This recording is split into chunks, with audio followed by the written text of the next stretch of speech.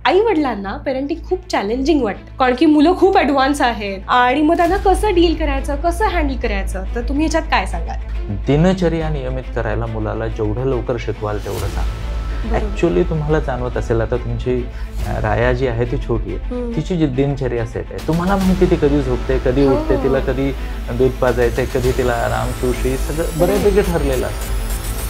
Toddler पासून teenager पर्यंतचा प्रवास कसा असतो, म्हणजे कसं एका पालकांनी वयाच्या 3 वर्षापासून पुढे मुलांना हँडल केलं पाहिजे? त्याला सेफ्टी सिक्युरिटीची फिलिंग द्या, त्याला फ्रीडम द्या, त्याला पॉझिटिव्ह कम्युनिकेशन त्याच्यासोबत वापरा. माझा मुलगा खूप स्मार्ट आहे, पण मग त्याचा स्मार्टनेस अभ्यासात कसा आणायचा, हा पालकांना पडलेला खूप मोठा प्रश्न असतो. तर ह्याच्यासाठी तुम्ही काय सांगाल? पहिला प्रश्न तर मुलाची लर्निंग स्टाईल ऑब्झर्व. पालकाची एक आपली स्टाईल होते, आणि जर तो पालक हुशार असेल तर त्याला वाटतं माझ्या मुलाने असा अभ्यास केला तो पण हुशार होईल, असं नाही. पण आज खरंच तुम्ही ज्या गोष्टी सांगताय 100% जे पालक ऐकतात खूप महत्त्वाचं असणार आहे. नमस्कार, मी श्वेता मोरे. आज तुमचं जिजारायाच्या पॉडकास्टमध्ये स्वागत आहे. प्रत्येक पॉडकास्टच्या वेळी आपण वेगवेगळ्या विषयांवरती बोलतोय. आत्तापर्यंत आपली डॉक्टरांशी भेट झाली, किंवा आपण होमिओपॅथबद्दल बोललो, आपण स्पोर्ट्स बाबतीत बघितलेलं आहे. पण आजचा जो विषय आहे तर तो रोजच्या आयुष्यातला आहे. दररोज आई वडील म्हणून आपल्याला मुलांसोबत डील करायला किती वेगळे वेगळे चॅलेंजेस येतात. नक्की मुलाला काय पाहिजे, मानसिक स्थिती काय आहे, किंवा कुठल्या कुठल्या फेजमधनं तो चाललेला आहे, हे खरंच ॲज अ पेरेंट म्हणून इमिडिएटली आयडेंटिफाय करणं खूप डिफिकल्ट होतं.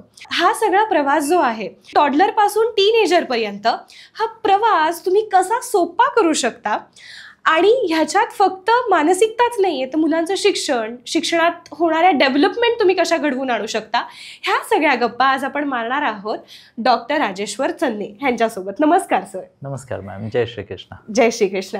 सो मी जसं आत्ता म्हटलं की आम्हाला तुमच्यासोबत खूप गोष्टी जाणून घ्यायच्या आहेत, आणि मला फक्त काय लहान मूल किंवा आपण म्हणू शकतो टॉडलर किंवा इन्फंटच्या बाबतीत नाही, तर तो पूर्ण प्रवास, कारण की मी बघितलेला आहे जेव्हा इन्फंट फेजमधनं टॉडलर फेजमध्ये गेलेली आहे तिच्यात झालेले बदल, किंवा टॉडलर जेव्हा टीनएजर फेजमध्ये चाललेला असतो, हे सगळे होणारे बदल खूप वेगळे वेगळे असतात. आणि आईवडिलांसाठी पण हे सगळं नवीनच आहे, ते शिकत चाललेले असतात. तर पहिला मला जी गोष्ट तुम्हाला विचारायची आहे की पेरेंटिंग आत्ता सध्याच्या काळात आई वडिलांना पेरेंटिंग खूप चॅलेंजिंग वाटतंय, कारण की मुलं खूप ॲडव्हान्स आहेत आणि मग त्यांना कसं डील करायचं, कसं हँडल करायचं. तर तुम्ही ह्याच्यात काय सांगाल?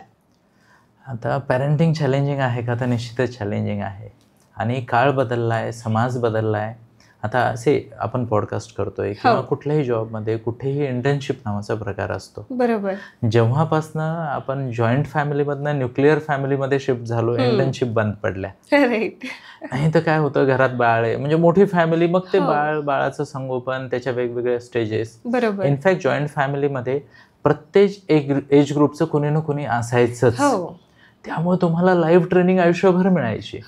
आता काय होतंय, वन टाइम एक्सपिरियन्स. मेजॉरिटी पॅरेंटला 1 किंवा 2 मुलं असतात. बरोबर. आणि वर्किंग पॅरेंट सुद्धा आहेत, त्यामुळे पण एक वेगळं चॅलेंज येतं की पॅरेंटिंग डेलिगेट करावी लागते, किंवा तारेवरची कसरत तुम्ही स्वतः अनुभवताय. तर ह्या खूप साऱ्या गोष्टी आहेत. आणि त्यामुळे माझ्यासारखी लोक म्हणा, किंवा आता बरेच जण पॅरेंटिंगमध्ये पूर्ण वेळ पॅरेंटिंग कोचेस किंवा चाइल्ड डेव्हलपमेंट कोचेस म्हणून काम करतात, आणि त्याची समाजाला निश्चितच गरज आहे. खरंच आहे, कारण की मीही बघितलेलं आहे.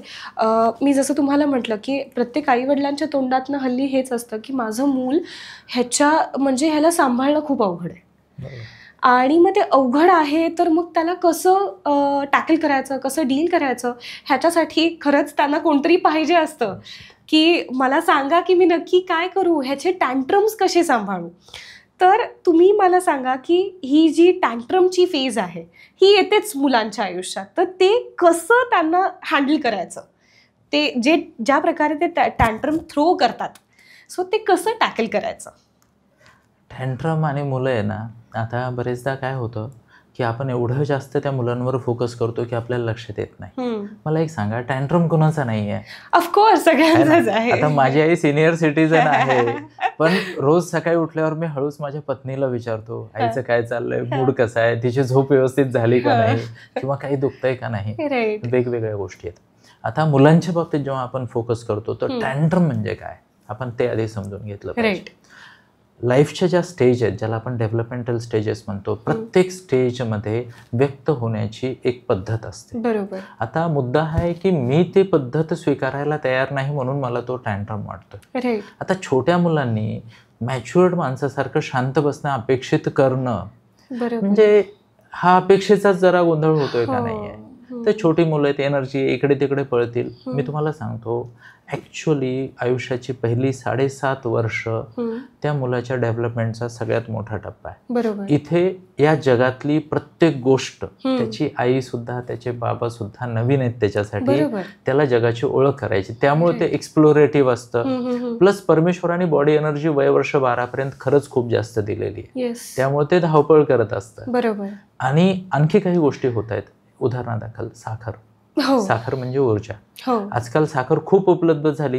ह्या ऑलरेडी एनर्जेटिक मुलाला तुम्ही चॉकलेट वगैरेच्या माध्यमातून साखर देताय, त्याची ऊर्जा मग बाहेर कशी पडणार. अगदी बरोबर. तर ती टँट्रम मधनं पडते.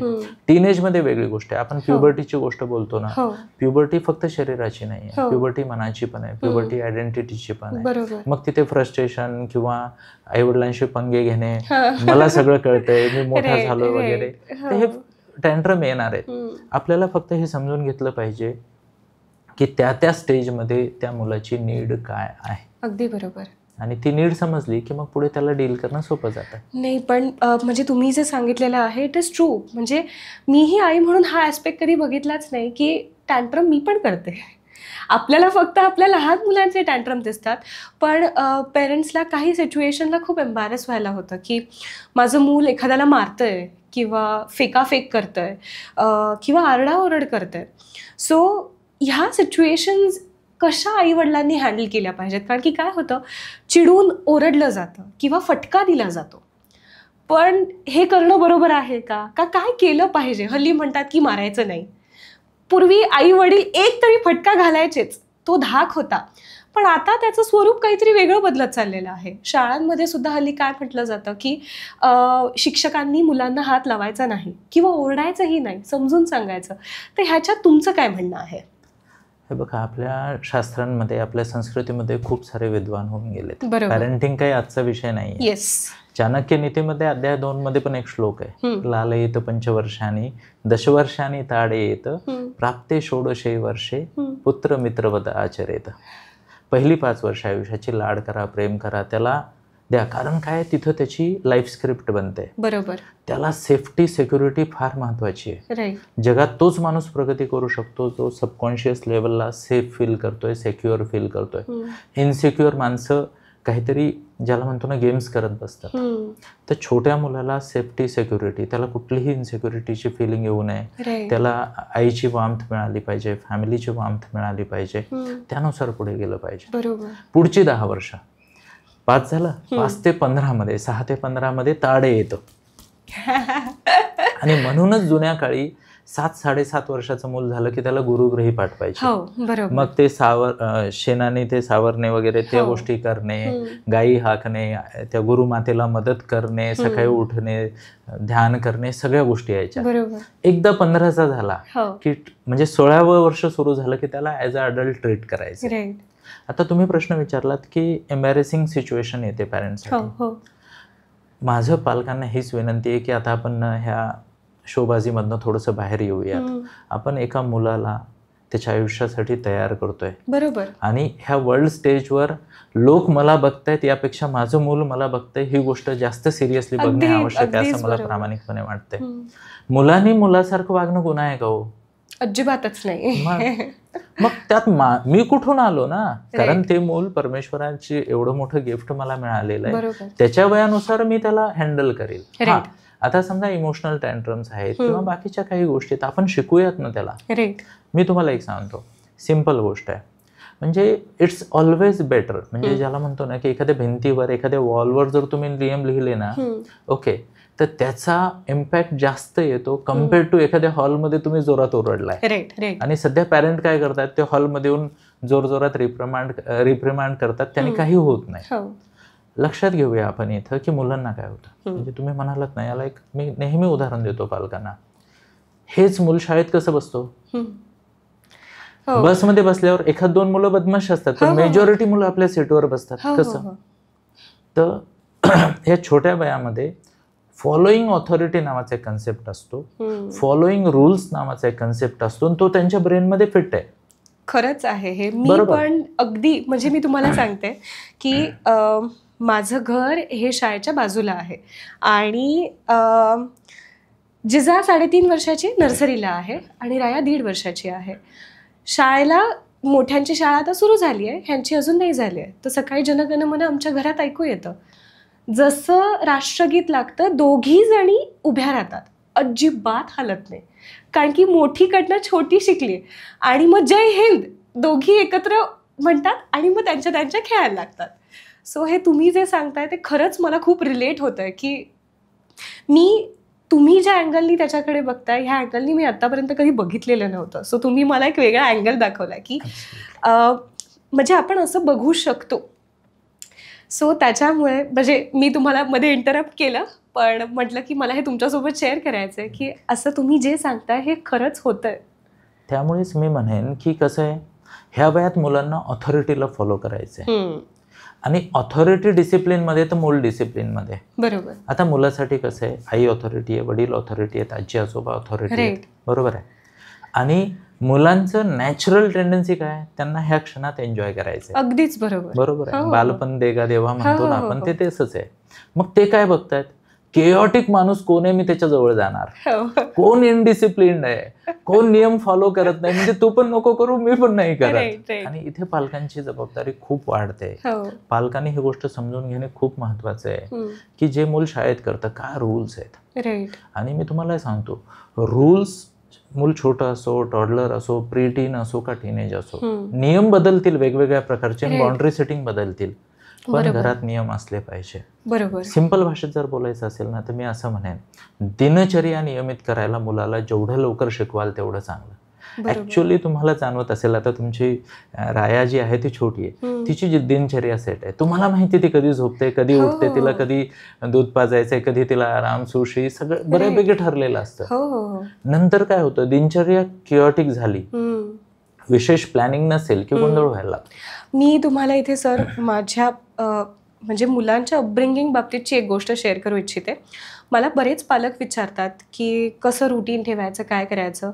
झोप मुलांची जी आहे, मी पहिल्यांदा आई झाल्यानंतर पहिल्या दिवशी जी गोष्ट ठरवलेली होती की माझं मूल रात्री लवकरच झोपणार आणि सकाळी लवकरच उठणार. आज म्हणजे जिजा राया दोघी जणी सकाळी 6-6:30 मॅक्सिमम 6:30 बेडमधनं उठून खेळायला लागलेल्या असतात. आणि रात्री 9:30लाच झालं की मी लगेच झोपायला घेते. तर मी बघते ना की पालकांमध्ये काय होतंय, माझं मूल 2 वाजता झोपतं. पण मला असं वाटतं की हा सगळा खरंच सवयीचा भाग आहे आणि आपल्या हातात आहे ह्या गोष्टी. मूल काय ठरवणार आहे, आपण पालक म्हणून म्हणतो की तो ऐकत नाही, पण ऐकवायला पाहिजे आपण. म्हणजे ते तुम्ही जसं सांगितलं की दिनचर्या जर खरंच सेट असेल, खाण्यापिण्याच्या वेळा, झोपेच्या वेळा ह्या सेट असतील, तर खरंच मुलांमध्ये ह्या गोष्टींचा फरक दिसतो. मी तुम्हाला खायच्या बाबतीत पण सांगते की जिजारायाच्या खायच्या वेळाही ठरवल्यात मी. तर मला एक जण भेटली आणि मी म्हटलं की मला जायचं आहे, खायची वेळ झाली. पालक माझ्याकडे असे बघतात, अरे तू आत्ताच आली आहेस, थांब जरा वेळ, गप्पा मार. तर मी असे की नाही, ज्याचं वेळ आहे मला जायचं आहे. म्हणजे ज्याच्यासाठी आपण करतोय तेच जर फॉलो नाही केलं तर मग काय उपयोग आहे. बरोबर. सो म्हणजे हा जो काळ आहे, म्हणजे जो 3 वर्ष, मला तर वाटतं की पहिल्या दिवसापासून जन्माच्या सगळ्यात सवयी इनडिरेक्टली तुम्ही मुलांच्या अंगवळणी लावू शकता. म्हणजे मी ॲज अ पालक आई म्हणून म्हणते की मी ते जे लावलेलं आहे ते खरंच आउटपुट दिसतंय मला, उठणं, झोपणं, खाणं, पिणं ह्याच्या बाबतीत तरीही. आणि म्हणजे आई म्हणून आईला सारखं असं वाटतं की माझ्या मुलांनी हे करावं, ते करावं, असंच करावं, तसंच करावं. कधी कधी मला वाटतं की हे खूप बर्डन पण होऊन जातं. म्हणजे मी हे जे काही रुटीन फॉलो करते हे काही बर्डन म्हणून नाही करत, त्यांचा ह्याचा रेग्युलर रुटीनचा पार्ट म्हणून करते. सो मला सर तुम्हाला पुढचा एक प्रश्न जो विचारायचा आहे की टीनएजर किंवा म्हणजे टॉडलरपासून टीनएजरपर्यंतचा प्रवास कसा असतो, म्हणजे कसं एका पालकांनी वयाच्या 3 वर्षापासून पुढे मुलांना हँडल केलं पाहिजे. 2 वर्षापर्यंत मुलं हातातली असतात असं म्हणतात, तर त्याच्या पुढे कसं नेलं पाहिजे, कसं केलं पाहिजे? तर मी म्हणाल्याप्रमाणे आता थोड्या वेळाखाली जो श्लोक सांगितला, पहिले 5 वर्ष त्याला सेफ्टी सिक्युरिटीची फिलिंग द्या, त्याला फ्रीडम द्या, त्याला पॉझिटिव्ह कम्युनिकेशन त्याच्यासोबत वापरा. पॉझिटिव्ह कम्युनिकेशन काय, साधारणतः बहुतांश पालक मुलांना काय नको करायचं ते सांगतात. का? कारण they are not driven by hope, they are not driven by goals, they are driven by fear. चटका लागेल, पडेल, हे गरम आहे, ते टोकदार आहे, वगैरे वगैरे, हे नको करू, जोरात नको पळू वगैरे. मग त्या मुलाला ना आयुष्यात एकच गोष्ट कळते की काय नाही करायचंय. तुम्ही त्याला शिकवा काय करायचंय. बेटा सावकाश चाल, पाणी सांडलेलं आहे सावकाश चाल, रेलिंग धरून चाल, किंवा तिथे गॅस चालू आहे बाजूने चाल, जे काय असेल ABCD. बादलीतलं पाणी गरम आहे, मी येईपर्यंत थांब. समजा सोसायटीच्या गेट बाहेर पडतोय तर मूल म्हणतं मम्मी मी जाऊ, मग नको नको नको, अरे एकाच वेळेस 10 नको म्हणून टाकले, त्यापेक्षा जाऊयात बेटा, 1 मिनिट थांब, आपण सोबत जाऊयात. तर मुलांना, छोट्या मुलांना आपल्याला हे शिकवायचं की काय करायचं काय नाही करायचं. बरोबर. बाकी त्यांना प्रचंड प्रेम द्या. आणि प्रेम देणं म्हणजे खाण्यापिण्याच्या वस्तू देणं नाहीये. कारण चॉकलेट बरोबर प्रेम हे अमितजींना परवडतं, कारण त्यांचं ते चॉकलेट विकणं काम आहे, आपलं नाहीये. या मुद्द्यावर येणारच होते, ब्रायबरी. तर मुद्दा कसा आहे की पॅरेंटिंग डेलिगेट होते आणि पालक, खूप सारे पालक आहेत ना अपराधी भावात जगतायत. मला वेळ देणं होत नाही म्हणून मी चॉकलेट देणार. आता आई म्हणते आठवड्याला 2 चॉकलेट फिक्स आहेत आणि पापा टूरवरनं आलाय, 8 दिवस झालेत आणि यार माझ्या लाडक्या लेकीला माझ्याकडे येण्यासाठी काहीतरी दिलं पाहिजे, म्हणजे ती वाट पाहीन. पण ऍक्च्युली हा सोबतचा प्रवास आहे. थोडंसं पुढे गेलं, मी तर तुम्हाला सांगेन 7:30 पर्यंत तुम्ही जेवढं शक्य होईल मुलाची सकारात्मक बिलीफ सिस्टीम बनवा, स्वतःविषयीची, जगाविषयीची. मग स्वतःविषयी मी करू शकतो, माझ्यामध्ये क्षमता आहे, मी शिकू शकतो. प्लस सुरुवातीपासूनच इमोशनल मॅनेजमेंट किंवा भावनांना नेमिंग द इमोशन खूप महत्वाचं आहे. बरं, याच्याविषयी आपण बोलूयात. ओके, तर नेमिंग द इमोशन पासून सुरुवात करायची 7:30 पर्यंत. 8 ते 12 मध्ये चांगल्या सवयी, चांगले संस्कार. मी तुम्हाला सांगतो, फाउंडेशन 7:30 मध्ये तुमची लाईफ स्क्रिप्ट बनते. तिथून 12 मध्ये म्हणजे आयुष्याचं पहिलं तप होतं हे. चांगल्या सवयी, चांगले संस्कार. जसं तुम्ही म्हणालात जिजारायाचं, त्या सकाळी लवकर उठतात. ही सवय त्यांना 9वी, 10वी, 11वी, 12वीला कामी येणार आहे. वाचनाची सवय, व्हॉट एव्हर ABCD, एक्झरसाइजची सवय किंवा फिजिकल ऍक्टिव्हिटीची सवय. 8 ते 12 मध्ये सवयींचं फाउंडेशन बनवायचं. आणि 12 ते 16 वगैरे तुम्ही म्हणतायत, पण मी तर म्हणेल 12 ते 24 मध्ये तो माइंडसेट असा बनवून ठेवायचा. तिथं लाईफ, तुमच्या लाईफचं फायनल ज्याला म्हणतो ना शिक्कामोर्तब होतं, सक्सेस किंवा फेल्युअरवर. तिथे एकच गोष्टीवर फोकस असला पाहिजे, स्किल आणि नॉलेज डेव्हलपमेंट. ह्या पद्धतीनं आयुष्याची पहिली 2 तप ज्याची ठीक गेली त्याची पुढची सगळी तप ठीक जातात, नाही तर गोंधळ आहे. बरोबर आहे. तर पालकांनी हे लक्षात घेतलं पाहिजे की माझं मूल कुठल्या फेजमध्ये. आणि छोटं मूल आहे त्याला त्यानुसार करा. आधीचं मूल आहे 8 ते 12 मध्ये प्री टीनेज मध्ये सवयींवर फोकस करा, सवयी बनल्याच पाहिजे. अजून एक गोष्ट माझी पालकांना विनंती आहे, सुट्टी शाळेला असते, आयुष्याला नाही.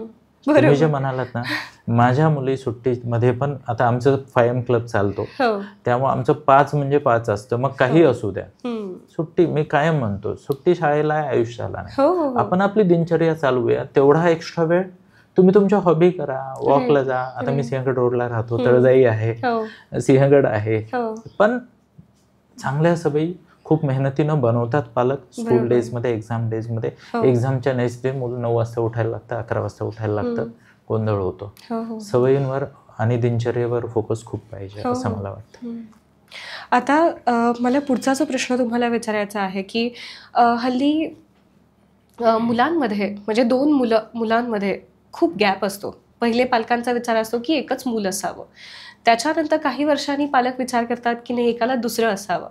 मग 8-9 वर्षाचा गॅप किंवा 5-6 वर्षाचा गॅप. तर मी ना सर ह्याच्यामध्ये मोठ्या मुलांमध्ये बरेच बदल बघितलेले आहेत. तर आणि हे जास्त म्हणजे मी म्हणेल की 80% थोडे निगेटिव्हिटीकडे जातात, 20% पॉझिटिव्हिटीकडे जातात. कारण की 8-10 वर्ष मी घरात एकटाच होतो, सगळे लाड माझ्या एकट्याचेच होते. आता नवीन कोणतरी आलेलं आहे आणि ते म्हणजे अधमुऱ्या वयात आहे, म्हणजे 8 वर्ष, 9 वर्ष, 10 वर्ष एवढंही कळत नाही आहे. तर मग ह्या मुलांच्या अभ्यासावरती परिणाम होणं किंवा बऱ्याच गोष्टीवरती परिणाम होणं, ह्या बाबतीत तुम्ही काय सांगाल? म्हणजे ह्याच्यात पॅरेंट्सचाही रोल कसा आहे किंवा मुलालाही आपण काय कसं घडवू शकतो? आता हा जो आहे ना, इथं तिसऱ्याचा पण आपण विचार करूया. 3 दृष्टिकोनातून बघूया. एक पालक, एक ते पहिलं मूल आणि दुसरं मूल. कारण ह्या केसमध्ये दुसऱ्या मुलावरही जे परिणाम होत आहेत ते आम्हाला आता आम्ही बघतोय आमच्या रोजच्या प्रॅक्टिसमध्ये. इनफॅक्ट तुम्हाला सांगेन, बिहेव्हिअरल मॉडिफिकेशनसाठी माझ्याकडे खूप जण येतात. तुम्हाला मी माझी स्पेशालिटी सांगतो. जिथे कुठे पालक आणि टीनेज मुलांमध्ये तणाव आहे, 3 सेशनमध्ये मी गोष्टी नॉर्मलाइज करू शकतो by the grace of God. आणि ऑफकोर्स एवढ्या वर्षाची प्रॅक्टिस. आता ह्या मुद्द्यावर जर यायचंय तर मी तुम्हाला सांगेन की पहिली गोष्ट पालकाने, म्हणजे एकाला 2 असलं पाहिजे का, तर सायकोलॉजी आणि सध्याचं सामाजिक स्ट्रक्चर असं आहे की पाहिजेच. कारण एक तर पालक जास्त वयाचे आहेत आणि नातेसंबंध संपत चाललेली आहेत, त्यामुळे ह्या व्यक्तीला आयुष्यभरासाठी एक सपोर्ट सिस्टीम पाहिजे. बरोबर. आता पालकांनी ती मानसिक तयारी केली पाहिजे की ह्या माणसाला जेव्हा वेलकम करतोय, पहिलं मूल त्याचे पॅरेंट तुम्ही होतात, दुसऱ्या मुलाला 3 पॅरेंट असायला पाहिजे. मग काय होतं, प्लॅनिंगच बदलते. राईट. तर आपल्या घरी जर नवीन पाहुणा येणार आहे तर आपण तिघं म्हणून बरोबर त्याचं कसं पालकत्व करणार आहोत. आणि मी तुम्हाला सांगू का, 6 इयर प्लसचं मूल आहे ना, ह्या ऍक्टिव्हिटीमध्ये खूप छान पार्टिसिपेट करेल. त्याला जर तुम्ही ह्या दृष्टिकोनातून सुरुवातीपासूनच बोलायला लागलात की बाळ तुझ्या वेळेस आम्ही खूप हे केलं, तुला इथपर्यंत आणलं, आता ह्या बाळाला तू आणायचंय, बरोबर, त्याची जेव्हा जबाबदारी होते ना, तर ओनरशिप मुलाकडे जाते. मग केओस होत नाही, मग कॉम्पिटिशन होत नाही आणि पॉझिटिव्ह एनर्जी येते. बरोबर. इथे पालकांचं काम काय, पालक ना स्वतःला म्हणजे असं समजतात की सगळं मीच करणार आहे. मग ह्याला मॅनेज करायचं, त्याला मॅनेज करायचं. मग त्या बिचाऱ्या 6-8 वर्षाच्या मुलावर लेबल लागलं जातं, तुला कळतंय, तू तुझं करू शकतो, आंघोळ कर, हे कर. त्याला सवय रोज सकाळी असं धरून भांग पाडते. बरोबर आहे. मग कॉम्पिटिशन मध्ये निगेटिव्ह एनर्जी येते. मग मुलांनी, मला असे कित्येक लेटर यांनी दाखवलेले आहेत की मुलांनी आईविषयी किंवा त्या छोट्या बाळाविषयी खूप चुकीचे विचार लिहिले. हा कुठून आला, का आला, हा आमच्या घरात असायलाच नाही पाहिजे. म्हणजे खूप नकारात्मक ऊर्जा येते आणि त्याला भूमिका बनवण्यात झालेली पालकांची चूक आहे. द मोमेंट तुम्ही मोठ्या मुलाला पॅरेंट म्हणून कन्सिडर करता आणि त्याच्यावर जबाबदारी देता, त्याच्या माध्यमातून ह्या गोष्टी पुढे नेता, मग हा केओस होत नाही. बरोबर. आणि मी तुम्हाला सांगू का, 4 वर्षाचा जर फरक 2 मुलांमध्ये असेल ना, तर मोठं मुलं ॲज गुड ॲज पॅरेंट आहे. आपण आपले मोठे किंवा छोटे भाऊ बहीण बघूया. पण कसं झालंय, पालक ना ह्या मुलाला फक्त कन्व्हिनियन्ससाठी मोठा मानतात, जबाबदारीसाठी नाहीये. पण ऍक्च्युअली मी म्हणल्याप्रमाणे 6 इयर प्लसचं मूल जबाबदारी घेऊ शकतं. ऍक्च्युअली मुलांना लहान मुलांसोबत आणि बाहुलींसोबत खेळायला आवडतं. आणि हे छोटं जे बाळ आलेलं आहे नवीन, ते त्याचं most favourite individual in the world होऊ शकतं जर ही मानसिकता बनवली. आता दुसरी गोष्ट आहे, हे छोटं मूल आहे, त्याला जर खूप जास्त अटेन्शन मिळालं, तिथे छोटं मूल खूप प्रॉफिटमध्ये का, आई वडिलांनी आधी केलेल्या सगळ्या चुका यावेळेस टळणार आहेत. म्हणजे त्याचं प्रॉपर पॅरेंटिंग होणार आहे. आणि मग मोठा मुलं, बघ माझ्या वेळेस तर नव्हतं, माझ्या वेळेस तर नव्हतं, मला तर हे केलं नाही, मला तर असं मारलं, मला हे केलं. मग तो अजून जेलसी वाढते. आणि तिथे तो बॅलन्स आहे ना, तो छोट्यासाठी आवश्यक आहे. नाही तर बरेचदा काय होतं, ही छोटी मुलं ऑफ ट्रॅक होण्याची रिस्क वाढते. बरोबर. आणि मोठ्याची जलसी पण तिथे येते. तर तिन्हीच्या दृष्टिकोनातून विचार जर केला तर व्यवस्थित होऊ शकतं. आणि प्लॅनिंगचा पार्ट आहे. बरोबर. म्हणजे जस्ट बिकॉज दुसरं पाहिजे नाहीये, मग काय करायचंय, कसं करायचं, थोडंसं नियोजन पाहिजे. आजकाल पालक काय करतायत, फायनान्शियल नियोजन जास्त करतायत, पण सोशल नियोजन, इमोशनल टाइम शेअरिंगचं नियोजन. इव्हन मी सांगतो, आपल्याला आजच माहित पाहिजे की माझ्या मुलाच्या पोस्ट ग्रॅज्युएशनला माझं वय किती असणार आहे, माझी बॉडी एनर्जी पुरणार आहे का नाही पुरणार आहे. आणि जुन्या काळी 17-18 पर्यंत आई वडिलांचा सपोर्ट लागत होता, वयवर्ष 17-18, आता 26 पर्यंत किमान आई वडिलांचा सपोर्ट लागतोय. खरंच आहे. आणि फिजिकल एनर्जी खूप महत्वाची आहे पॅरेंटिंग मध्ये. आणि आता म्हणजे बदलत्या सगळ्या गोष्टींमुळे फिजिकल एनर्जी पुढे 40शीतच कुठे संपुष्टात येते किंवा 45 मध्येच खूप थकल्यासारखं होतं किंवा बरीच आजारपणं.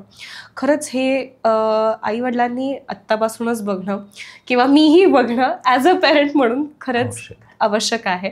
आता सर, बऱ्याच मुलांच्या बाबतीत टीन एजमध्ये काय होतं की 5-6 वर्ष 7-8 वर्षाचा काळ चांगला गेलेला असतो. आई म्हणते माझं मूल खूप अभ्यासू होतं, खूप अभ्यास करायचं, हुशार होतं, पण आता त्याला काही लक्षातच राहत नाही. मग आता मी काय केलं पाहिजे? मग तो अभ्यासच करत नाही किंवा ते ब्लेम गेम सगळे सुरू होतात. हा हेच करत नाही, तो तेच करत नाही, त्याला काहीच येत नाही. तर ह्याच्यात तुम्ही काय सांगाल? म्हणजे आईची आणि मुलाची भूमिका कशी असली पाहिजे? 2 मुद्द्यांवर बोलूयात. पहिला तर अभ्यास आणि अभ्यासात जो डिक्लाईन होतोय.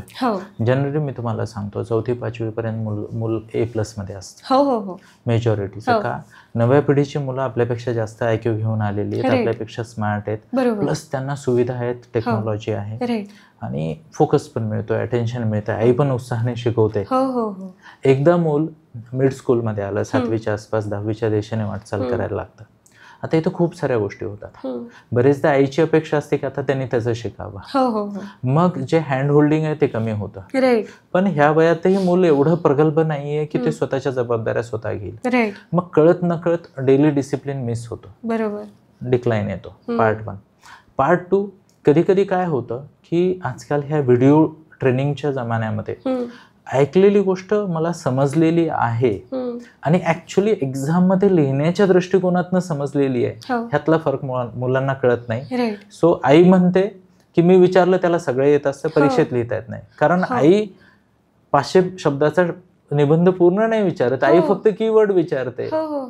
बरोबर आहे. किंवा आन्सर कसं काय हे असं असं असं, पण त्या स्टेप करताना एक स्टेप अडकली की पुढे जात नाही, तो सराव कमी पडतोय. तिसरी गोष्ट आहे डिजिटल डिस्ट्रॅक्शन. मी तुम्हाला एक सांगेन, तुमच्या माध्यमातून सर्व पालकांना माझी ही विनंती आहे की मुलांना जेवढं शक्य होईल तेवढं ह्या 5-6 गोष्टीपासून दूर ठेवा. कुठली? मोबाईलमध्ये हाय स्पीड. जिथं स्पीड वाढली तिथं पुस्तकं मुलांना बोरिंग वाटणार. का? कारण स्पीड एंगेजिंग आहे, ओके, मुवमेंट आहे. त्यामुळे मी सांगतो 2D गेम्स खेळू द्या.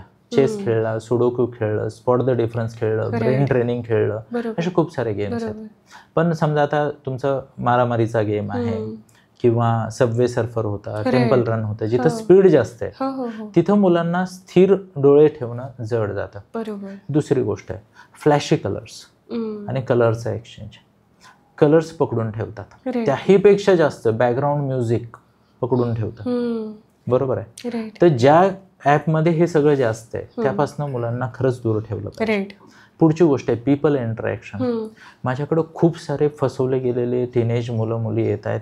मला कधी कधी 6 महिने 8 महिने वर्ष एक केस मला हँडल करायला 1.5 वर्ष लागलं त्या मुलाला त्या ट्रॉमातनं बाहेर काढायला. आणि म्हणजे मुलं निरागस असतात, म्हणजे भलेही आपल्याला टीनेज का दिसेना तो, पण त्यांना अजून आयुष्याचा अनुभव नाही आहे. कुणीतरी विश्वास जिंकला त्याचा आणि त्याला धोका दिला किंवा तिला धोका दिला, त्याला आणि तिला दोघांनाही धोके होत आहेत असं नाही. मग खूप वेळ लागतो. तर गेममध्ये किंवा प्रत्येक ॲपमध्ये पीपल इंटरॅक्शन नावाचा विषय असतो. पीपल इंटरॅक्शन म्हणजे काय? तुमच्या मुलाला कुणीही अननोन व्यक्ती कनेक्ट करू शकतो. प्लीज बघा त्या गेमच्या ज्याला म्हणतो ना गुगल प्लेमध्ये जो ॲप असतो तिथे बाजूला 3 डॉट क्लिक करून बघा की पीपल इंटरॅक्शन असेल तर काळजी घ्या. पुढची गोष्ट आहे इन गेम परचेस असू नये. नाही तर मुलं आजकाल गुगल पेला फक्त 4 हे टाकले की पेमेंट होत आहे. अगदीच बरोबर. आणि व्हायलन्स, माझी विनंती आहे 17 वयाच्या आत व्हायलन्सचे गेम मुलांना देऊ नका. One of the major reason की मुलं खूप ॲग्रेसिव्हली आई वडिलांना उलट उत्तर देत आहेत. त्यांना इथे ट्रेनिंग मिळते, मला जिंकायचंय तर मला ॲग्रेसिव्ह व्हायला पाहिजे, गन चालवली पाहिजे, मारलं पाहिजे. माइल्ड व्हायलन्स पण ॲक्सेप्टेबल नाही. दुर्दैवाने 6 ते 8 वर्षाच्या मुलांची जे अप्रूव्ड एजवाले गेम्स आहेत त्यात पण व्हायलन्स आहे. अजून एक गोष्ट मी सांगू इच्छितो, थोडंसं लांब उत्तर देतोय पण आवश्यक आहे, की हे जे गेम्स आहेत किंवा हे जे ऍप आहे त्याचं जे अप्रूव्ड एज आहे +3 ऍटलिस्ट करा. जर इन्स्टा 12ला अलाउड आहे, असायला नाही पाहिजे, इन्स्टावर काय चाललंय आपल्याला माहिती आहे, खरंच आहे, at least it has to be 15. जर समजा फेसबुक 15 आहे तर it has to be 18. Right. कुठलंही गेम ऍटलिस्ट 3 वर्ष, कारण ते ऑप्टिमाइज करण्यासाठी ह्या गोष्टी केल्या जातात. खरंच आहे. तर ह्या गोष्टी सांभाळणं मला तर असं वाटतं की खूप जास्त आवश्यक आहे. राईट. यानंतर अजून 2 गोष्ट की परफॉर्मन्स खाली काय येतो, तर दिनचर्या. मग रिव्हिजन नावाचा जो प्रकार आहे ना, हे बघा आपला मेंदू बनलेला आहे विसरण्यासाठी. सगळ्या गोष्टी लक्षात झालं तर फोन जसा ब्लॉक होतो तसा आपण होणार आहे. ट्रू. त्यामुळे रिव्हिजन व्यवस्थित पाहिजे, रायटिंग प्रॅक्टिस व्यवस्थित पाहिजे, आणि सर्वात महत्वाचा मुद्दा, जेवढं लवकर शक्य होईल मुलांना एखादं भव्य दिव्य गोल द्या. गोलच नाहीये, मुलांना माहित नाही की शिकून मला काय करायचं, मग तो कशाला अभ्यासात इंटरेस्ट घेईल. खरंच. ह्या सगळ्या गोष्टीमुळे तो डिक्लाइन दिसतो. आणि पॅरेंट्सला इथे कुठेतरी पॉज घेणे आवश्यक आहे, कनेक्ट करणे आवश्यक आहे. मी तर म्हणतो डेटवर जा मुलांसोबत. माझा एक ओळखीचा मुलगा आहे, 5वीत आहे आता. तर मी रोज म्हणजे माझी सवय आहे, जे कोण मुलं माझ्या आजूबाजूला येतील तर मी सारखी प्रश्न विचारत राहते. तर सध्या मी त्याला पाढे विचारते, चल मला पाढे म्हणून दाखव आता. आणि माझा प्रयत्न काय असतो, माझ्या घरात जेवढी मुलं आहेत बिल्डिंगमध्ये सगळी असतात, तर एकमेकांच्या ह्यानी एकमेक शिकतात. तर मी म्हणजे की ह्याच्या ह्यानी जिजारायाच्या पण कानावरती ह्या गोष्टी पडत राहतील आणि शिकतील. तर आत्ता त्याला पाढे येत नाही आहेत. आणि म्हणजे काल मी थोडीशी ओरडायच्या ह्याच्यातच आलेले होते की का तू अभ्यास कर, पाढे 5वीत आहेत आणि पाढे काय येत नाही आहेत तुला, आम्हाला 3रीतच 20पर्यंत पाढे येत होते. तर माझा नवरा विवेक तो म्हटला अगं की त्याची रिव्हिजन नाही झाली आहे. आणि तुम्ही जे आत्ता सांगितलं की रिव्हिजन होणं किती महत्त्वाचं आहे, आणि खरंच मुलांमध्ये हे खूप येतं आहे आत्ता सध्या, की त्यावेळी येते, तुम्ही जसं सांगितलं आई विचारते तेव्हा आलं पण पेपरमध्ये नाही लिहिता आलं, पूर्ण ब्लँक झालं. मी काल माझ्या डोळ्यासमोर ही गोष्ट पाहिली आणि आत्ता तुम्ही सांगितल्यानंतर मला अजून जास्त रिअलाईज होते की खरंच आहे हे, की मुलांमध्ये ह्या गोष्टी कमी पडतात. आणि सतत जर मुलं रिव्हिजन करत राहिली तर मला वाटतं की कुठे म्हणजे सगळ्या गोष्टी ठीक होऊ शकतात. शाळेत असताना मी जे बघितलं आहे की 4 मुलं खूप हुशार असायची, कारण की ती सतत अभ्यास करायची, आणि बाकीची काही अशी 4 मुलं होती की ती खरंच हुशार होती पण ती अभ्यास नाही करायची. सो हे जे सगळं तुम्ही सांगितलं की म्हणजे इवन गेमचं पण सांगितलं, डिस्ट्रॅक्शन सांगितले, ह्याच्यात मला तुम्हाला अजून एक गोष्ट सांगायची आहे की मुलांच्या बाबतीत काय होतं, जसं तुम्ही 7वी 8वी 9वीचं उदाहरण दिलं, मुलं इतका फोनचा वापर करायला लागलेले आहेत, एका क्षणी असं होतं की आई वडील मी ह्याला सांगते पण हा ऐकतच नाही. तर मग अशी एक वेळ येते की खूप पुढे गोष्टी गेलेल्या असतात. म्हणजे तुम्ही जे 1.5 वर्ष सांगितलं की एका मुलाचं तुम्ही काउन्सिलिंग करत होतात, तर आणि आईवडिलांच्या नकळत ह्या सगळ्या गोष्टी होतात. सो हा कंट्रोल ठेवणं हे सगळं म्हणजे काय म्हणू शकतो की आत्ताच्या जगात कंट्रोल ठेवणं खूप अवघड झालं आहे असं तुम्हाला वाटत नाही? किती पेरेंट म्हणून मोबाईल ॲप्लिकेशन इन्स्टॉलेशन, विचित्र विचित्र येणारे सजेशन्स की म्हणजे तुम्ही यूट्यूब किड घ्या किंवा ॲप स्टोअरमध्ये काही लिमिटेशन्स असतील ते घ्या, पण त्याच्यावरती येणाऱ्या ॲड्स म्हणजे हे सगळं खूप प्रोवोकिंग होत चाललं आहे असं तुम्हाला वाटत नाही आहे? ह्यापासून कसं थांबवायचं?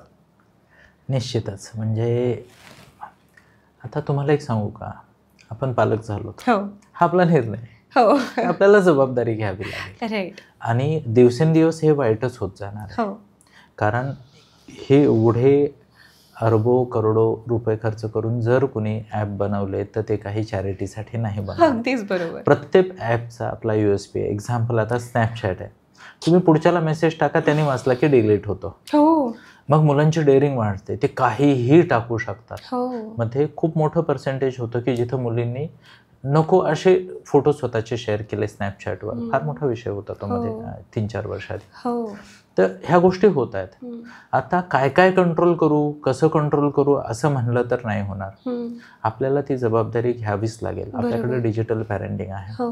पहिली गोष्ट तर ॲडिक्शन कसं ओळखायचं आपण त्याच्यापासून सुरुवात करूया.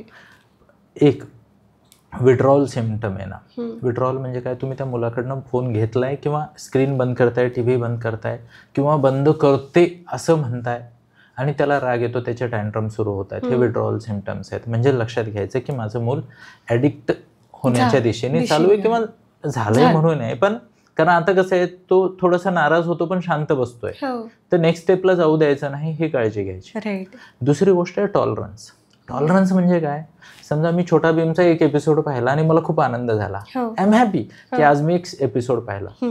उद्या मला 2 पाहायचे, तेवढाच आनंद मिळण्यासाठी परवा 3 पाहायचे, मग दिवसभर बघितलं तरी मला तेवढा आनंद मिळत नाही. डायबिटीस सारखं. डायबिटीसमध्ये कसं होतं की डायबिटीस कंट्रोलमध्ये ठेवण्यासाठी ही गोळी अर्धी घ्या, मग 1 घ्या, मग 2 घ्या, मग 3 घ्या, मग ही ॲडिशन करा, त्याला टॉलरन्स म्हणायचं. इथे तेच होतंय. तर टॉलरन्स वाढत जातो. तिसरी गोष्ट आहे सोशल विड्रॉल. मूल एकटं राहायला बघतं, मग खेळणं बंद, हे बंद, मला काही नको, मला फक्त फोन द्या, मग ते संपलं. आणि चौथी गोष्ट रिलेशनशिप खराब. म्हणजे सुसंस्कृत, तसं तर सगळेच पालक सुसंस्कृत आहेत, पण त्यातल्या त्यात शिस्तीत आणि एकदम सुसंस्कृत संस्कारात वाढलेले मुलं सुद्धा जेव्हा आईवडिलांना उलटून बोलायला लागतात, समजायचं गोंधळ झालेला आहे, बाउंड्रीज सेट करणे खूप आवश्यक आहे. आता आपण बोलूया कंट्रोल विषय. माझी सर्व पालकांना विनंती आहे की प्लीज प्लीज प्लीज लक्षात घ्या, प्रायव्हसीचा हा जो बबल बनवण्यात आलाय, फ्रीडमचा बबल बनवण्यात आलाय, ते कन्झ्युमर वाढवण्यासाठी बनवण्यात आलाय.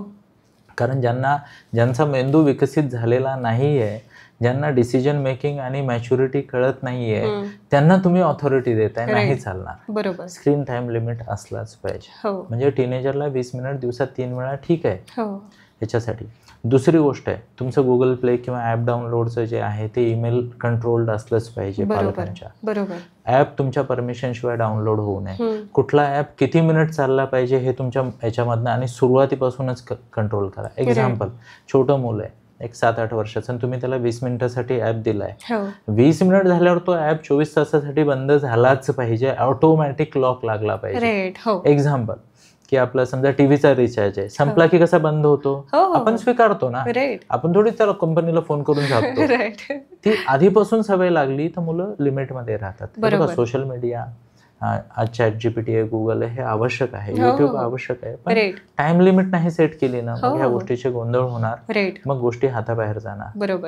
आणि प्लीज प्लीज प्लीज पालकांना माझी विनंती आहे, रूल्स, सिस्टीम्स आणि बाउंड्रीज आपणच सेट करायच्या.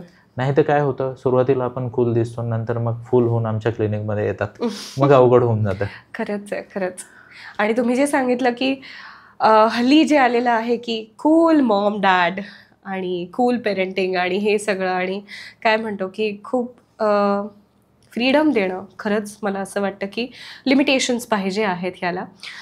सर ना, मी एक वाक्य बोलेन, फ्रीडम कसं द्यायचं, मुलांना सायकल शिकवतो ना तसं. सुरुवातीला सगळं आपणच, हँडल पण आपणच धरतोय आणि मागणं पण आपणच धरतोय, बाळ फक्त बसलंय हे सायकल.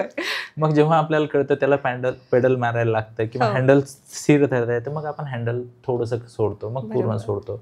मग आपण काय करतो, तो सायकल चालवतोय, आपण तरीही मागणं धरलंय, कारण आपल्याला माहिती वेळ आली तर मी पूर्ण उचलू पण शकतो किंवा शकते. बरोबर आहे. नंतर आपल्याला लक्षात येतं त्याचं बॅलन्स आलं, मी अजून थोडं सोडलं, आता काय, तो स्वतः इंडिपेंडेंटली चालवतोय तरीही मी त्याच्या मागे पळतोय. आणि जेव्हा मला लक्षात आलं की आता तो खड्डे पण चुकवू शकतो, टर्न पण मारू शकतो, स्वतः चालवू शकतो, तेव्हा सुद्धा मी ॲटलिस्ट 3 दिवस तो चालवताना तिथेच उभा राहतो आणि ऑब्झर्व करतो. And when I am fully convinced की आता तो स्वतःच्या आयुष्याची किंवा सायकलची जबाबदारी घेऊ शकतो, दॅट इज द टाइम मग मी माझ्या कामात लागू शकतो, तोपर्यंत नाही. अगदी बरोबर. आणि ही वेळ माहितीये का, वय वर्ष 22 आहे. बापरे. म्हणजे आपल्या मेंदूचा हा जो भाग आहे प्रीफ्रंटल, मी प्रत्येक वेळेस सांगत असतो, तो आपल्या इमोशनल कंट्रोलला, डिसिजन मेकिंगला, प्रॉब्लेम सॉल्व्हिंगला जबाबदार आहे. आणि तो डेव्हलप व्हायला 22 वर्ष लागतात. त्यामुळं जुन्या काळी लोक म्हणायचे ना, तुझी स्थिती काय कळते पण वळत नाही. सगळं कळतं टीनेजर्सला, पण सेल्फ कंट्रोलच नाही. का तर ते अजून डेव्हलप नाही झालं. आणि that is where parental control is very much important. माझं तर म्हणणं आहे, जर तुम्ही मुलांवर प्रेम करताय ना, बाउंड्री सेट करा. मग कुणाला काय वाटतं हा ज्याचा त्याचा प्रश्न आहे. तुमचं मूल तुमची जबाबदारी आहे. समाजाचा घटक असला तरी मेन जबाबदारी तुमचीच आहे. राईट, बरोबर आहे. सर, ह्या सगळ्यामध्ये हल्ली पेरेंट वयाच्या 4-5 वर्षापासून ठरवतात की माझ्या मुलांनी काय केलं पाहिजे. माझा मुलगा डॉक्टर होणार आहे, माझा मुलगा इंजिनियर होणार आहे, मी CA आहे तर मग माझा मूल पण CAच होणार आहे. तर आता हे एवढ्या लवकर या मुलांवरती या गोष्टी थोपवणं किंवा सांगणं की तुला हेच करायचं आहे. लहान असताना आपण पण म्हणायचो की मला टीचर व्हायचं आहे, मला पोलीस व्हायचं आहे. तर मग ह्याची सुरुवात कशी होऊ शकते, म्हणजे मुलांनी काय झालं पाहिजे किंवा हे आयडेंटिफिकेशन कसं होऊ शकतं? हे बघा, 2 गोष्टी. कान बंद करा, डोळे उघडे ठेवा, आपोआप होतं. जसं आता तुमचे बोलण्यामध्ये एक फ्लुएन्सी आहे, राईट, ऑडियन्सला तुमच्या ती भावते, राईट. तर तुम्ही बोलण्याच्या क्षेत्रात कार्य करायला पाहिजे. ह्यासाठी कुठली टेस्ट करायची गरज नाही. ट्रू. आता एखादं मूल असतं, क्युरिओसिटी खूप जास्त असते, कुतूहल असतं, काहीतरी एक्सप्लोअर करत असतं, रिसर्चमध्ये सहज जाऊ शकतो.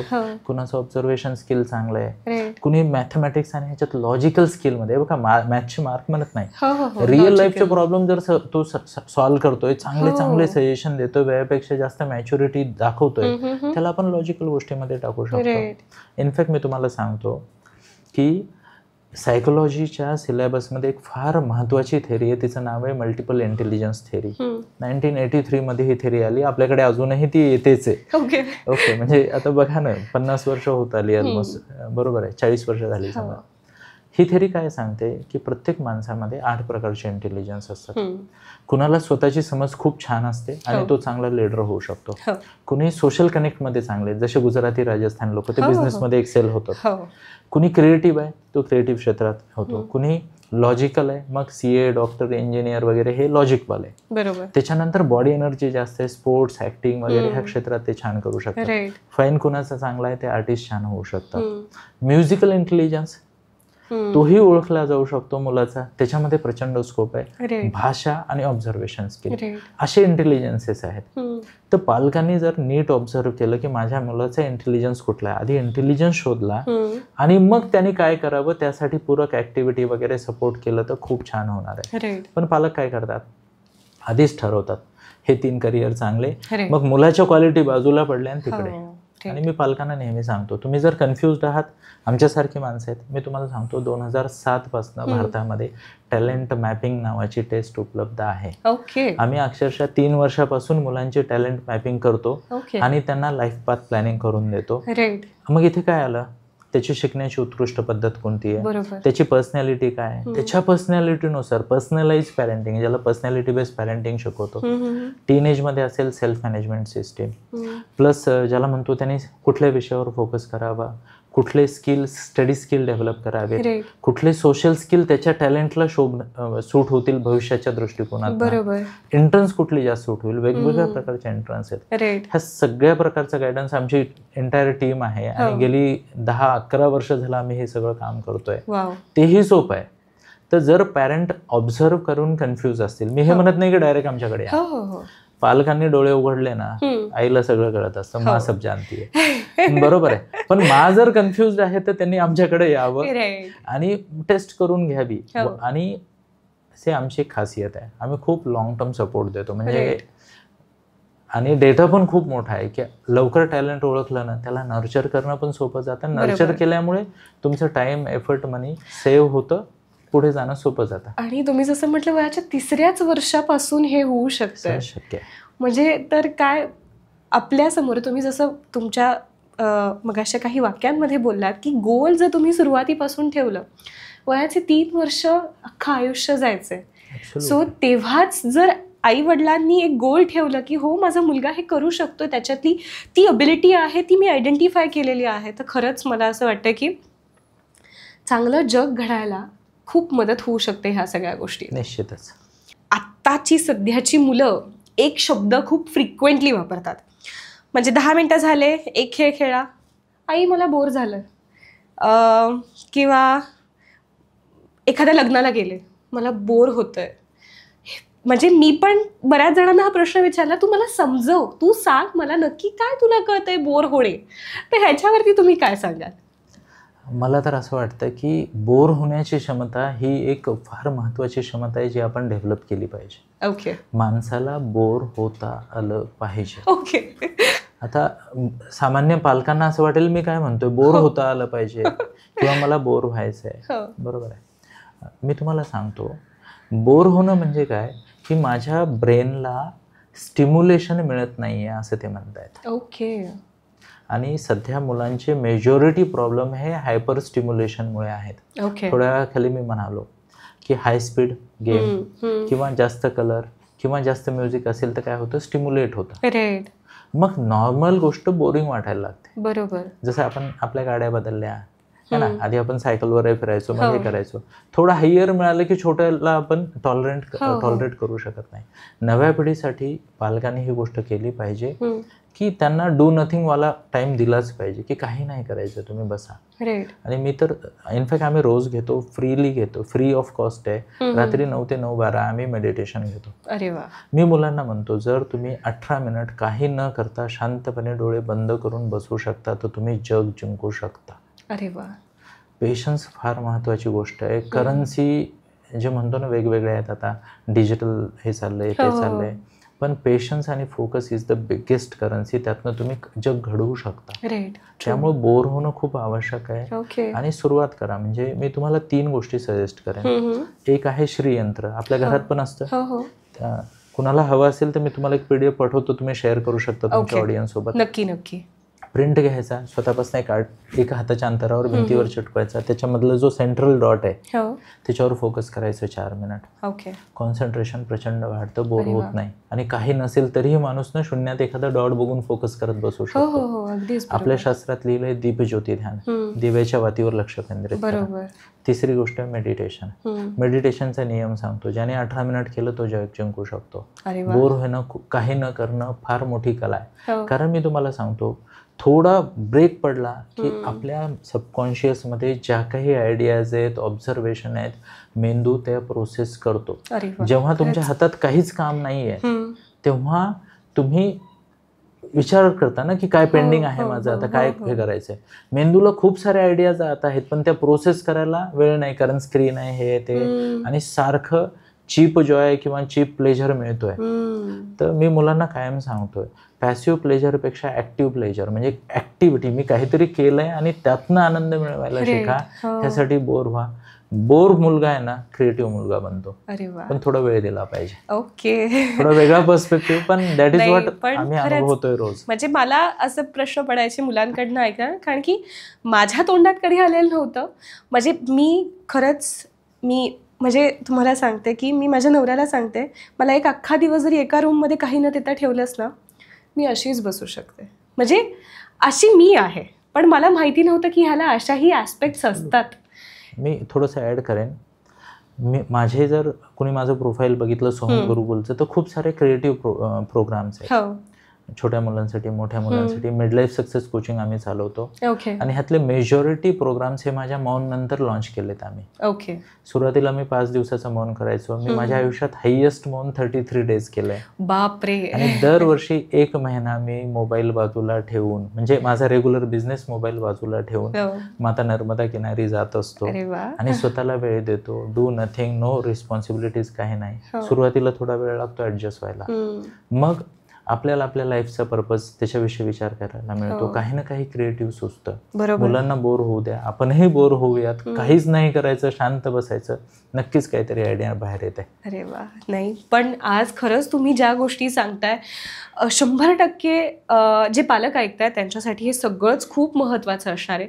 अजून मला तुम्हाला काही प्रश्न विचारायचे आहेत. त्यातला पहिला नेक्स्ट जो क्वेश्चन आहे तो म्हणजे काय की माझा मुलगा खूप स्मार्ट आहे, पण मग त्याचा स्मार्टनेस अभ्यासात कसा आणायचा, हा पालकांना पडलेला खूप मोठा प्रश्न असतो. तर मग ह्याच्यासाठी तुम्ही काय सांगाल? 2-3 मुद्दे सांगूयात. पहिला प्रश्न तर मुलाची लर्निंग स्टाईल ऑब्झर्व करा. कसं असतं, पालकाची एक आपली स्टाईल होते आणि जर तो पालक हुशार असेल तर त्याला वाटतं माझ्या मुलाने असा अभ्यास केला तो पण हुशार होईल, असं नाही. Let's understand, visual learner, auditor learner, kinesthetic learner, 3 प्रकारचे लर्नर आहेत. बरोबर. बघून शिकणारे, वाचून शिकणारे, बोलून शिकणारे, टीच करून शिकणारे, ऐकून शिकणारे. म्हणजे कान त्यांचा मोठा आहे. तिसरे ऍक्टिव्हिटी करून शिकणारे, त्यांना शांत बसवत नाही. आणि मी खरं सांगू का, हे जे ऍक्टिव्हिटी करून शिकणारे आहेत ना, कायनेस्थेटिक लर्नर ज्याला म्हणतो, त्यांना शाळेमध्ये लेबल लागलं जातं खोडकर आहे, बंड आहे, कारण ते बसू शकत नाहीत. जनरली काय, हे असं टुकटुक करतील, पायाचा टिक टिक टिक टिक, म्हणजे असं काहीतरी चाललंय त्यांचं. मग आणि टीचरला 40 मुलं कंट्रोल करायचे, मग त्याला लेबल लागतं. मग त्याला वाटतं यार मी चुकीच्या ठिकाणी, म्हणजे ज्याला म्हणतो ना की एखाद्या माशीला झाडाच्या फांदीवर नेऊन ठेवल्यासारखं त्याला फील होतं आणि नॅचरल एनर्जी जास्त आहे. तर माझ्या मुलाची लर्निंग स्टाईल काय, जसं आता शांतपणे अभ्यास करून, व्हिज्युअलवाला शांतपणे एका जागी बसून, त्याला काही नाही, फक्त व्हिज्युअल डिस्ट्रॅक्शन टाळा, तो फोकस करू शकेल. ऑडिटरी वाल्याला स्टोरी टेलर आहे, त्याला बडबड करायला आवडतं, जोरात वाचायला आवडतं, है ना, किंवा ते भिंतीवर बोर्ड असं मांडतात आणि कोणाला तरी शिकवत बसतात, असे तुम्ही बघा लहान मुलांमध्ये ते दिसतं आपल्याला. कायनेस्थेटिक वाला हातात पुस्तक आहे, फुटबॉलला किक मारत या खोलीतनं त्या खोलीत चाललाय, काहीतरी करतोय, त्याला दर 3 मिनिटाला ब्रेक पाहिजे. मग काय होतं, समजा एक एक्झाम्पल म्हणून, प्रत्येकाच्या लर्निंगच्या टेक्निक असतात, त्या समजून घेणं आवश्यक. उदाहरण, कायनेस्थेटिक मूल जर असेल ना, आमच्याकडे येतात पालक, हे बसतच नाही, मी त्यांना म्हणतो ह्याच्यासाठी अभ्यासाचा नियम काय, आधी खेळ मग अभ्यास. ह्याला आधी दमवा, मग तो 20 मिनिट बसेल. किंवा ह्याला जर आता थोडंसं होतं ना, ह्याला सांगा बिल्डिंग मध्ये 2 मजले तू चढ तर 2-3 कर, परत बस 10 मिनिट. किंवा टीचरला मी सांगतो की ह्याला तुम्ही तुमच्या स्टाफ रूम मधनं डस्टर आणायला सांगायचे, म्हणजे त्याला हलण्याची संधी द्या, त्याला शांत बस म्हणू नका. बरोबर. लर्निंग स्टाईल समजणं खूप आवश्यक आहे. बरोबर. अजून एक गोष्ट आहे, अनफॉर्च्युनेटली हा 11वीच्या सायकोलॉजीचा सिलेबस आहे, how memory works. How memory works ही गोष्ट जी आहे ना, ती 3री-4थीच्या मुलांनी शिकलं पाहिजे. कुणीच शिकवत नाही. मेमरीच्या सिम्पल टेक्निक आहेत. तुम्हाला मी साध्या भाषेत बोलायचं तर आपली मेमरी ही लिंक मेमरी आहे. द मोमेंट लिंक जुळते आपल्याला गोष्टी लक्षात राहतात. अगदी बरोबर. ओके, आता मुलांना ह्या गोष्टी शिकवत नाहीत, मग मुलं रट्टा मारतात. मग रट्टा मारतात, सुरुवातीला सिलेबस कमी येतो, पर्यंत चालतो, थोडंसं पुढे गेलं की मग परफॉर्मन्स कमी होतो. आणि मी तुम्हाला सांगतो, जनरली आम्ही ना के बरोबर फीसमध्ये वर्षात ॲटलिस्ट एकदा तरी सेवा म्हणून, बाकी आम्ही प्रोफेशनल ह्यानी 3,500 फीस घेऊन आमचा 2 दिवसाचा वर्कशॉप घेतो मेमरीचा, पण वर्षात एक वेळा तरी आम्ही नाममात्र फीसमध्ये ऑनलाईनमध्ये हा पूर्ण वर्कशॉप देतो. इथे मुलांनाही आम्ही शिकवतो आणि ज्यांची मुलं लहान आहेत त्या आयांना पण आम्ही एंट्री देतो, कारण आम्हाला कॉम्पिटिशन कुणाशी नाही आहे. माझं म्हणणं आहे, इव्हन कुणी आमच्या कोर्समधनं शिकून दुसऱ्यांना शिकवलं तरी आम्हाला आनंदच आहे. अगदीच बरोबर. मेमरी ट्रेनिंग खूप आवश्यक आहे असं मला प्रामाणिकपणे वाटतं. बरोबर. नाही पण तेच खरंच तुम्ही एक ऍड करेल, माझी मुलगी आता 10वीला आहे, तिला कुठलीही ट्युशन नाही आणि मॅक्झिमम 2 तास अभ्यास करते ती दिवसात. 1 तास रिव्हिजन, 2 तास अभ्यास, दॅट्स इट. नो ट्युशन, काही नाही. आणि आतापर्यंत ती नेहमी चांगलं स्कोअर करत आलेली. ऍक्च्युली मुलं हुशार आहेत, आपण त्यांना एकच गोष्ट 3दा शिकवतो, लक्षात ठेवायला शिकवलं पाहिजे. आणि माझ्या मुली सांगतो, ती 3rd स्टँडर्ड मध्ये होती तेव्हा सिम्बॉयसिस ऑडिटोरियम मध्ये 500 लोकांसमोर तिने मेमरीचा डेमो दिलेला आहे. तेव्हापासून तिला शिकवलं, म्हणजे 3rd स्टँडर्ड मध्ये. सहज शक्य आहे, पण बरेचदा ह्या कामाच्या गोष्टी आपल्यापासून लपवल्या जातात आणि डिस्ट्रॅक्शनच्या गोष्टी प्रमोट केल्या जातात. बरोबर. खरंच म्हणजे इथे मला जे दिसतंय की सगळंच लिंक आहे, पेरेंट, मूल, सगळीच फॅमिली. आणि तुम्ही जे सांगताय, मी इवन आता जे आयडेंटिफाय केलेलं आहे, तर ह्या गोष्टींचं ट्रेनिंग टीचर्सनीही घेणं तितकंच इम्पॉर्टंट आहे. म्हणजे आई तर आहेच आहे, वडील आहेत, मुलं आहेत, पण जास्ती वेळ जे घालवतात ते खरं तर शिक्षक आहेत. आणि त्यांनी जर ह्या खरंच गोष्टी आयडेंटिफाय करत राहिल्या मुलांच्या बाबतीत, तर अजून मुलं स्मार्ट व्हायला मदत होऊ शकते. नक्कीच. हल्ली तुम्हीही ऑब्झर्व केलेलं असेल की 4थी, 5वी, 6वी, 7वीची मुलं येतात आणि म्हणतात की मी खूप डिस्टर्ब्ड आहे, किंवा म्हणजे असं बघायला मिळतं की तेवढी इमोशनली बॅलन्स नाही आहेत, किंवा मी खूप फ्रस्ट्रेटेड आहेत. ह्या शब्दांची ओळख खूप लवकर झाली असं वाटत नाही तुम्हाला? किंवा काय म्हणतात की स्ट्रेस्ड आहे, म्हणजे जेवढे शब्द वापरू शकते तेवढे मी वापरले. तर मला असं वाटतं की ह्या सगळ्याच शब्दांची ओळख ह्या मुलांपर्यंत खूप लवकर पोहोचलेली आहे, असं तुम्हाला वाटतं का? किंवा कसा हा इमोशनल बॅलन्स मुलांमध्ये साध्य केला पाहिजे, करू शकतो? आता मी तुम्हाला आधी मजेदार गोष्ट सांगतो, मग प्रश्नाच्या उत्तराकडे जाऊ. खूप सारे टीनेजर हे हेवी शब्द आई वडिलांना ब्लॅकमेल करायला किंवा त्यांच्याकडनं परमिशन घ्यायला वापरतात. माझं ऑब्झर्वेशन आहे. माझ्याकडं पालक मुलाला घेऊन येतात, सर हा खूप डिप्रेस्ड आहे किंवा त्याच्या मनात चुकीचे विचार येतात वगैरे वगैरे. आम्ही त्याचं जे म्हणतो ना मेंटल स्टेटस एक्झामिनेशन नावाचा एक प्रकार असतो, बघतो आम्ही एक सायकोलॉजिस्टच्या नजरेत. आम्ही त्याला बघितल्यानंतर आम्हाला लक्षात येतं की हा नॉर्मल आहे, नौटंकी करतोय. ह्यांनी 2 शब्द असे वापरले की आई वडील पुढचे 3 वर्ष ह्याला बंधन नाही टाकणार. तर पालकांनी अवेअर राहिलं पाहिजे. म्हणजे मी बरेचदा म्हणतो, तो एका मूवीमध्ये डायलॉग होता, तो हीरो हिरोईनला म्हणतो क्या कोई किसी से इतनी मोहब्बत कर सकता है कि उसकी जान ले ले. ओके, तसंच मी पालकांना म्हणतो की तुम्ही तुमच्या मुलावर खरंच इतकं प्रेम करता का की तुम्ही त्याला शिस्त लावाल.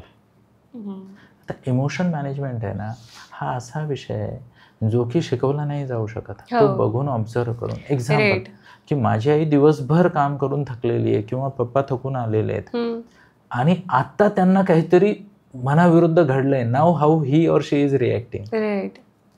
एक्झामचा टाइम आहे, जनरली हा सीन होतो. मुलं मोबाईल बघायला लागतात आणि पप्पा एंट्री मारतात आणि ते म्हणतात हा दिवसभर मोबाईलवर आहे, बघ रामायण सुरू होतं. पॉइंट कसा आहे की हे तुम्ही शिकवताय कसं. बरोबर. आणि ह्यासाठी पॅरेंटिंग मध्ये ना एक सिम्पल टेक्निक आपण वापरू शकतो. आणि ह्या टेक्निकमध्ये कसं आहे की तुम्ही बघितलं की पॉज घ्या. ह्याला पॉज पॅरेंटिंगच म्हणायचं. ओके. मुलाला बघितलं की पॉज घ्या, ऑब्झर्व करा, ब्रेक घ्या आणि थोड्या वेळाने ती गोष्ट डिस्कस करा.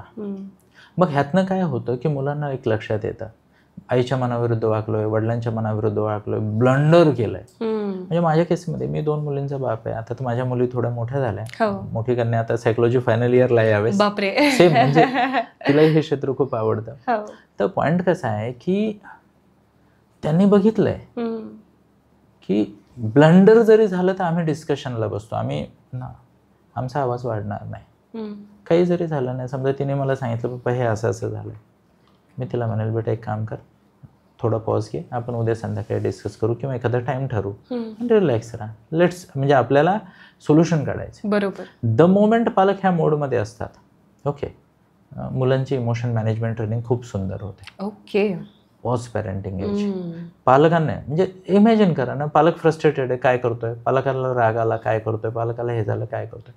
दुसरी गोष्ट, थोड्या वेळाखाली मी कव्हर केलेलाच मुद्दा की मुलांना शिकवा इमोशन तुमची नेमकी काय. The moment you define emotion. समजा आता एक्झाम्पल की एक मुलगा माझ्याकडे आला आणि खूप खूप चिडचिड झाली होती त्याची, तो म्हणजे कुणाशीच नीट बोलत नव्हता. आम्हाला लक्षात आलं की तो फुटबॉलची मॅच हारला, सेमीफायनलमध्ये तो नॉकआउट झाले.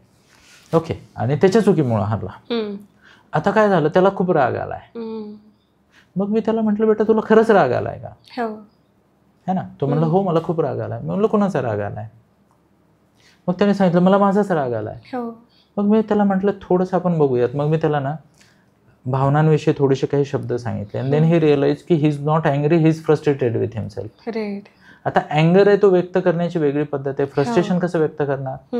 मी म्हटलं यार कागदावर लिहून घे, हे फ्रस्ट्रेशनचं मूळ कारण काय. तो म्हणे माझा पास चुकला. का चुकला बरं, पहिल्यांदाच चुकलाय का नेहमी असंच चुकतो. तो म्हणला सर नेहमी ही चूक होते माझी. म्हणलं लॅक ऑफ प्रॅक्टिस.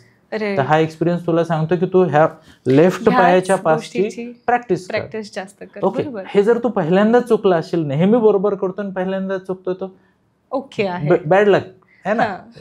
एखाद्या वेळेस होत असतं, सोडून दे, विषय संपला. तू म्हणे सर हे खूप छान आहे. ओके, आता मी तुम्हाला सांगेल नेक्स्ट टुर्नामेंटमध्ये माझा लेफ्ट पायाचा पास कसा चाललाय. Naming the emotion. म्हणजे जसं थोड्या वेळाखाली आपण शब्द वापरला बोर होतोय. इनफॅक्ट आनंद मुलांना कळत नाही की काय आहे.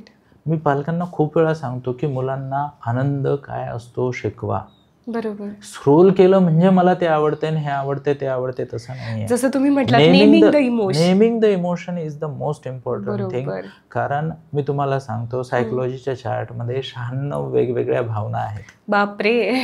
म्हणजे 4 मग 4चे 12, 12 8 96. तर आपल्याला लक्षात आलं ना, फ्रस्ट्रेशन वेगळं आहे, अँगर वेगळं आहे, डिस्गस्ट वेगळं आहे किंवा डिसअपॉइंटमेंट वेगळं आहे, हे एन्झायटी वेगळी आहे, स्ट्रेस वेगळं आहे. म्हणजे हे सारखेच वाटतात सामान्य माणसाला. अगदी अगदी. तर एवढ्या लेवलला तर नाही, पण ऍटलिस्ट प्रायमरी 10-12 ज्या भावना आहेत त्या जरी नेम करता आल्या तर प्लॅन करणं सोपं जातं. बरोबर. येस. सो सर, म्हणजे आपण इतक्या गोष्टी समजून घेतलेल्या आहेत आणि मी खरंच सांगते, हा पॉडकास्ट ऐकताना एकतर पालक पूर्ण हा पॉडकास्ट बघतील, कारण की प्रत्येक मिनिटाला पालकांना काहीतरी नवीन शिकायला मिळते ह्याच्यातनं. आणि खरंच म्हणजे ह्या जर सगळ्या गोष्टी इम्प्लिमेंट करायला पालकांनी सुरुवात केली तर त्यांना त्यांच्या पॅरेंटिंगमध्ये, मुलांमध्ये खूप बदल बघायला मिळतील. आणि मी जसं मगाशी म्हटलं की प्रत्येक पालकाचं हेच स्वप्न आहे की माझ्या मुलांनी जगात काहीतरी मोठं काम केलं पाहिजे. त्याच्यामुळे तुम्ही मुलं घडवली तर जग घडणार आहे असं मी म्हणेल. आणि ह्या सगळ्यातनं, तुमच्या बोलण्यातनं आम्हाला खरंच खूप गायडन्स मिळाला. So thank you so much. म्हणजे परत मला तुमच्याशी गप्पा मारायला नक्कीच आवडेल. तर आपण बघू पुढच्या अजून काही जे ॲस्पेक्ट आहेत, कारण की सगळेच ॲस्पेक्ट ह्याच्यात कव्हरअप झालेले आहेत असं नाही आहे. पण आपण भविष्यात परत एखादा असा पॉडकास्ट घेऊ की जिथे अजून जास्ती खोलात गोष्टी डिस्कस करू शकू. So thank you so much. Thank you ma'am. आणि मला तुम्हाला एक कॉम्प्लिमेंट द्यावी लागेल.